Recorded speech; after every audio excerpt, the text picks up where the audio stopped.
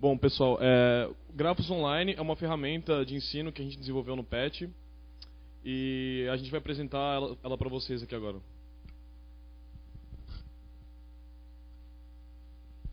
Bom, boa tarde, pessoal. Eu sou a Rita.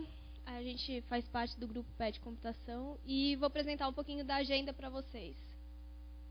Primeiro vai ter uma introdução à motivação do nosso trabalho. Falamos sobre grafos, teoria dos grafos, alguns problemas que podem ser resolvidos, algumas ferramentas que a gente usa para fazer a interação com os grafos e agora depois sobre o Go e as ferramentas que a gente usou. Tá, primeiro a nossa motivação.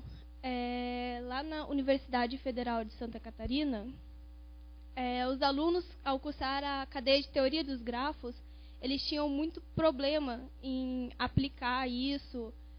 Primeiro, saber o que é um grafo, como que eu vou usar, para que eu vou usar. E a gente procurou uma ferramenta que pudesse satisfazer tudo que a gente queria. A gente não achou uma só que integrasse, porque assim, ou uma modela, a outra aplica um algoritmo, mas nunca nenhuma era completa do jeito que a gente queria. Então, a gente, como do PET Computação, uma das premissas do grupo é estender o conhecimento. Então, a gente decidiu usar isso e aprender Python também usando isso. Então, nós somos iniciantes também. Então, tanto Python quanto Django, a gente aprendeu fazendo essa ferramenta. Agora, um pouquinho sobre grafos. Eu não sei se alguém aqui já ouviu falar ou conhece grafos. Bastante gente, então.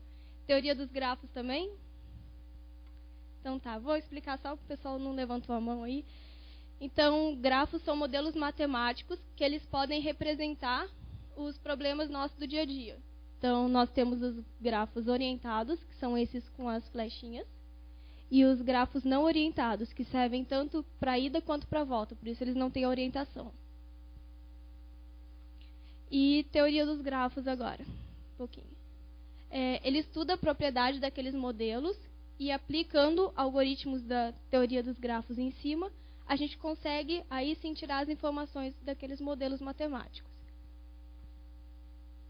Então, alguns problemas o Eduardo vai falar. Bom, eu vou falar agora de um problema meio clássico em computação, que é a 7 pontos de Königsberg.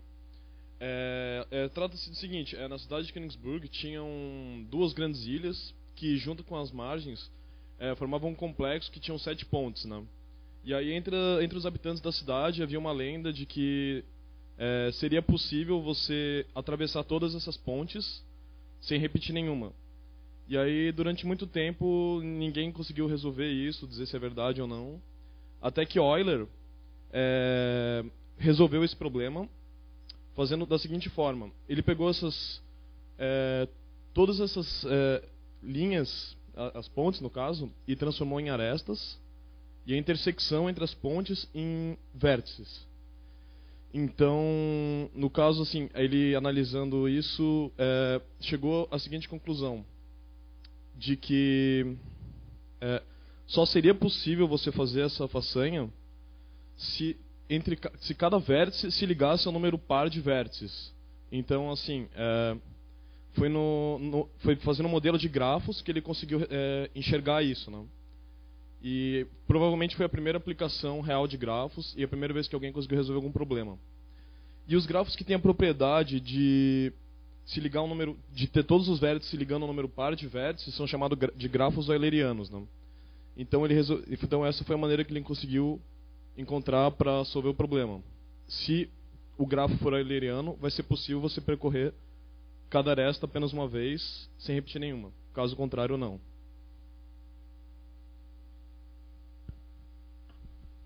Tá, agora, depois de dar essa introdução, a gente vai falar sobre algumas ferramentas que existem já para a gente mexer com grafos. Tá, essas são apenas algumas que a gente usou para utilizar o nosso, para realizar o nosso, né? Então, esse é uDraw, que é desenvolvido, tem ali os vértices e as arestas também.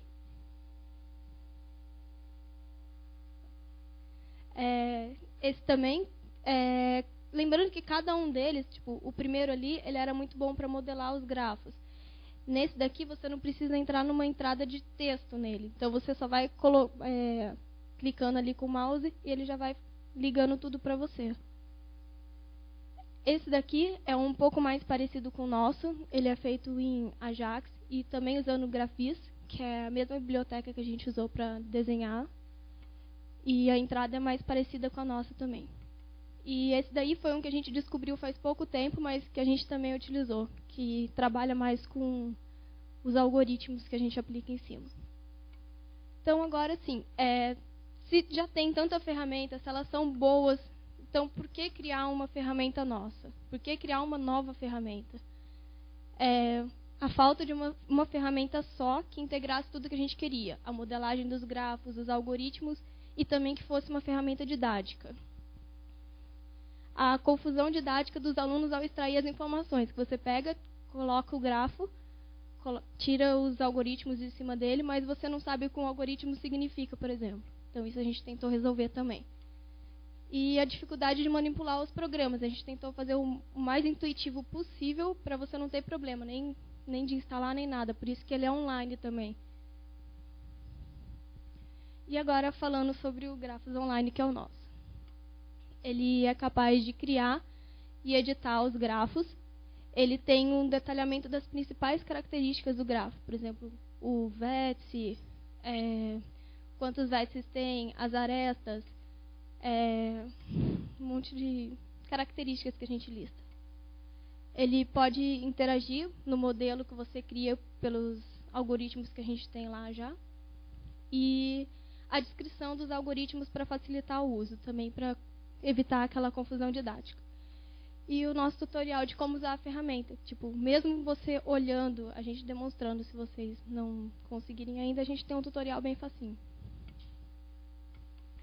Então, para construir a nossa ferramenta, a gente usou basicamente isso. Python, Django, Graphviz para fazer a imagem, e daí a página HTML, CSS e jQuery.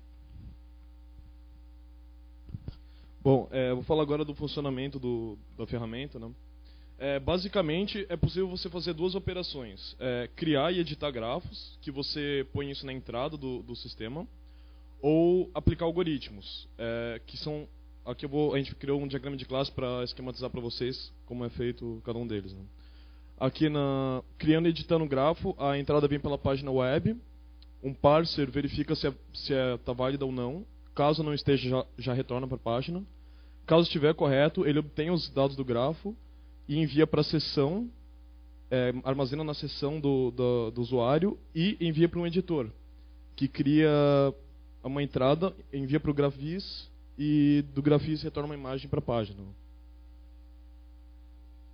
E aplicando o algoritmo, você usa os dados da seção do usuário e os parâmetros que estão na página web, né? Você envia para uma classe algoritmos.py, um módulo nosso, e ele resolve os algoritmos e retorna os dados para o editor, que outra vez ele cria uma entrada para o Grafviz, retorna a imagem, e a imagem retorna para a página. Tá, agora, por que a gente escolheu Python para fazer o sistema? Bom, lá na Universidade Federal de Santa Catarina, a gente só tem praticamente Java, assim. Nas maiores exceções, a gente vê alguma coisa de C ou C++.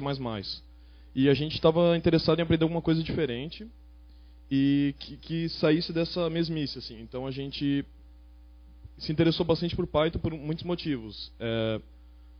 Tem uma ótima reputação, a gente tem vários amigos que são apaixonados pela linguagem. Sempre que a gente ia para eventos e palestras, a gente sempre ouvia falar muito bem. E é uma linguagem muito interessante pelas filosofias, pelos PEPs, por muitos fatores, pela maneira de você trabalhar com as estruturas também. E é uma linguagem que parecia ser de fácil aprendizado, sempre que a gente ouvia falar dela também. Foi uma coisa que chamou bastante atenção nossa. E antes Bom, isso eu acho que está na conclusão. A curva de aprendizado de Python, a gente pode perceber que realmente é menor. A gente sentiu na pele porque antes de começar a fazer a ferramenta, a gente não entendia nada, não conhecia a linguagem. E a gente aprendeu muito rápido, a gente pegou muito mais rápido do que eu aprendi qualquer linguagem, assim. E foi realmente bom, assim. É uma linguagem de altíssimo nível, tem muitos métodos muito bem implementados e muito intuitivos. que permitem você trabalhar de maneira muito rápida.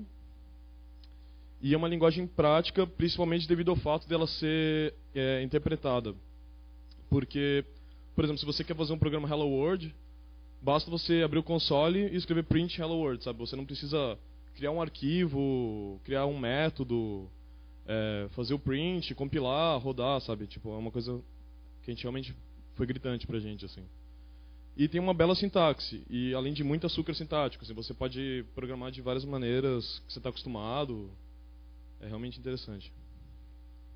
E a gente colocou aqui alguns exemplos que a gente usou no nosso sistema que achamos do uso da linguagem que a gente viu que realmente foram bons. E além do normal que a gente estava acostumado, né? O módulo de expressão regular, que é muito simples de ser usado. A gente usa para verificar a validade da entrada do usuário. A criação da imagem utilizando o módulo Commands, que ele é uma extensão do módulo OS, né? Você pega a saída do comando que iria sair no terminal e é possível você atrelar isso a uma variável. E a gente usa para retornar a imagem do grafismo, né, no caso. E um terceiro exemplo é um exemplo de um algoritmo euleriano, né, grafo euleriano, que é o do exemplo da introdução, que a gente fez de uma maneira muito rápida, assim, usando o for each, né, do Python. Tá, e por que a gente escolheu o Django para fazer a parte web? Bom, é escrito em Python e a gente já tinha escolhido essa linguagem. É muito falado e difundido. Se você for no Google e escrever Framework Web Python, a primeira ocorrência vai ser o site oficial do Django. E se você escrever Framework Python, também a primeira ocorrência vai ser o site oficial. Então, realmente bem difundido. Tem uma grande comunidade ativa aqui no Brasil e no mundo. A lista do Django Brasil já tem quase 700 pessoas. Além do site Django People também, tem várias maneiras de você encontrar pessoas que desenvolvem, né? E parecia o melhor custo-benefício, pelo que a gente tinha pesquisado de outras ferramentas, parecia ser uma ferramenta com custo de facilidade / robustez, realmente grande. E é isso. Conclusões que chegamos sobre Django. A conclusão é essa frase clássica do framework, que é The Web Framework for Perfectionists with Deadlines, que é o framework web para perfeccionistas com prazos, né? É realmente simples de aprender, sem contar o fato dele ser muito poderoso. Achamos muito prático as características dele, o jeito de trabalhar com sessões, as opções que você tem.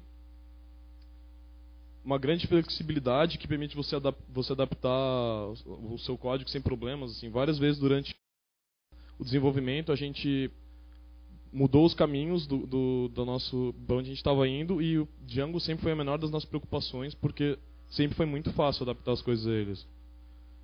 E aqui, como o Python, a gente colocou alguns exemplos que deixou a gente meio impressionado com a facilidade, que é o caso da sessão, que é muito fácil você armazenar dados e recuperar das sessões. Aqui no caso, quando o parser retorna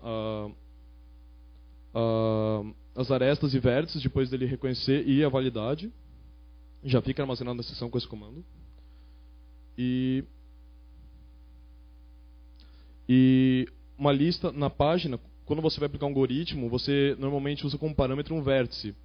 E para disponibilizar esse vértice numa lista de opções, a gente usou a linguagem de templates do Django. E foi muito fácil. Só com essas 3 linhas a gente consegue fazer um for que pegue todos os vértices do grafo. Agora a gente vai fazer uma demonstração da ferramenta para vocês.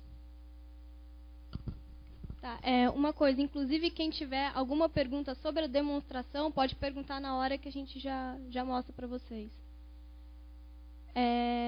Só uma coisa, ele ainda está usando aqui o teste que a gente usa normalmente offline no Django, porque o nosso servidor ainda não ficou pronto da universidade, né?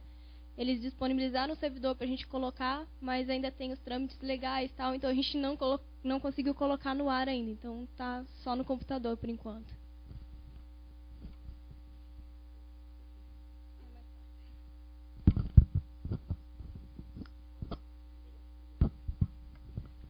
Se quiser falando também, eu vou dar. Tá, não, pode deixar, eu acho que eu vou falar mais. Bom, ela está criando agora uma aresta não orientada com peso 10 entre os vértices A, B. Dá para ler aí? Tem Ctrl Shift. Ah, não. dá menos isso, né? Bom, vocês vão ter que acreditar em mim, então. Ah, tenta por maiúsculo, então, o A, o B, C. Melhorou um pouquinho?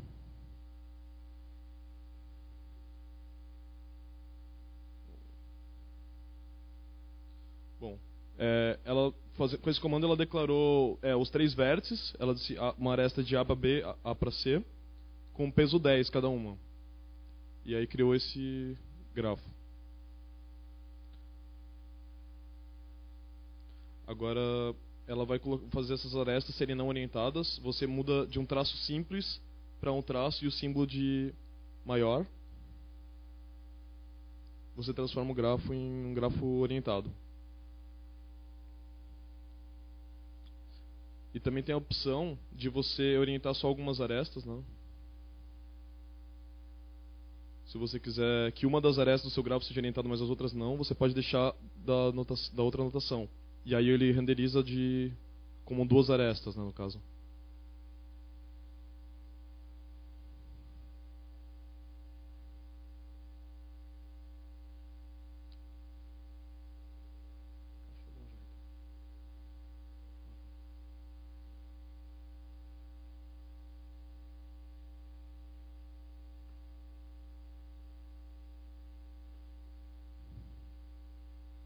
Então, esse é o gráfico que ela entrou.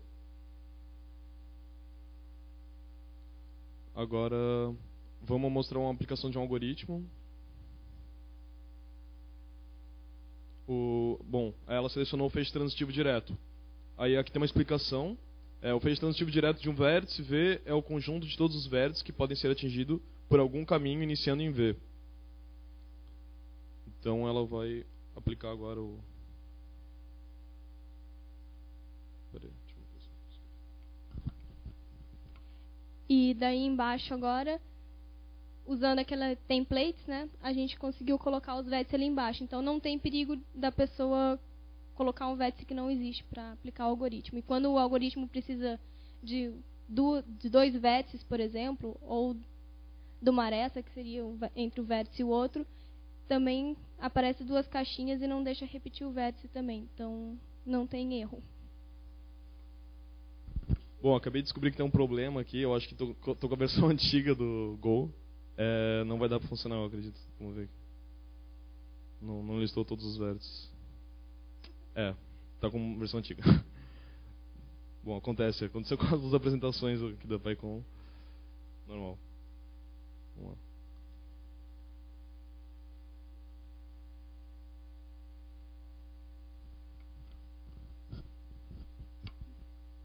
Tá, e assim, quando você vai colocar ali, tanto no vértice quanto aresta, não precisa ser só número ou só letra também. Dá para colocar os 2. Se você, por exemplo, quiser modelar de uma cidade para outra com 10 quilômetros, por exemplo, você pode colocar no vértice o nome da cidade e o 10 nas arestas também, sem problema nenhum.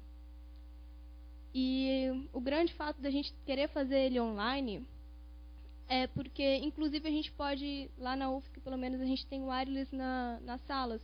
Então, o pessoal pode acessar, enquanto o professor está fazendo a explicação, né, ele sempre passa exercícios, e daí você pode acessar o Grafos online e vai lá conferir o teu exercício. Se tiver alguma coisa errada, alguma dúvida, aí sim você fala com o professor, porque a quantidade de dúvidas é muito grande, sabe? O professor não consegue responder a todo mundo numa aula só, porque é uma matéria bem teórica. Bom, só é uma coisa, se alguém tiver alguma curiosidade, quiser conversar comigo, eu posso mostrar para vocês depois. Eu só inicio ali a versão antiga, que eu acho que está no pendrive, a nova que está no pendrive, e aí fica tudo bem. Vamos lá, os agradecimentos. A gente gostaria de agradecer a comunidade do Python em Django Brasil, a UFSC, o Antônio Carlos Mariani, que é o nosso professor orientador do projeto, Luiz Fernando Friedrich, que é o nosso tutor, o grupo PET e o bolsista Renato Bezen e Marcelo Silva, que ajudaram bastante a gente, tanto em Python como conceitos web e muitas outras coisas. Contato, aí estão nossos e-mails e o site do grupo. Assim que a gente colocar o sistema no ar, vai ser disponibilizado ali no site. Então, talvez seja um jeito de quem ficou curioso para conhecer, poder acessar o sistema. E considerações finais é isso. O sistema está previsto para ir para o ar mais ou menos daqui a um mês, que é tempo que provavelmente a gente vai conseguir falar com o servidor. E a gente vai fazer um software livre, vamos deixar o código todo aberto, todos os módulos. Quem quiser melhorar ou entrar em contato com a gente, pode ver lá. E dúvidas?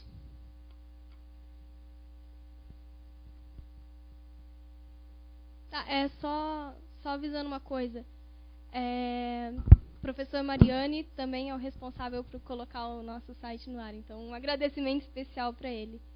E quando a gente falou das pessoas que gostavam muito de Python e que ajudaram a gente a escolher a linguagem, mérito do bolsista também, do Renato Bezen e do Marcelo Xavier. Foram as duas pessoas que incentivaram a gente o tempo todo.